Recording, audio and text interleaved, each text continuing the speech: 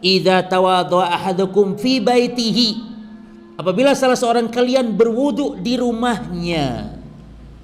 Jadi bukan di masjid berwudu itu, di rumah. Summa atal masjid, kemudian mendatangi masjid, kana fi salatin hatta yarji, maka orang ini yang wudu di rumah lalu jalan ke masjid, maka dianggap sedang sholat oleh Allah sampai balik ke rumahnya.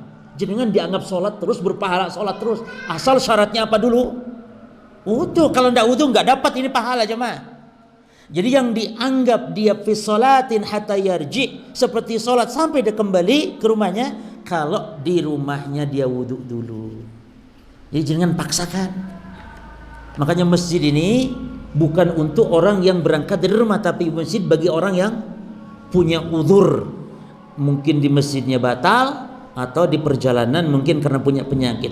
Dan nanti akan disebutkan di sini bahwa orang yang sudah di masjid itu jangan batal, karena malaikat itu mendoakan, Allahumma gfir lahu, Allahumma arhamhu, kata Nabi, malam yahdus, selama tidak batal orangnya.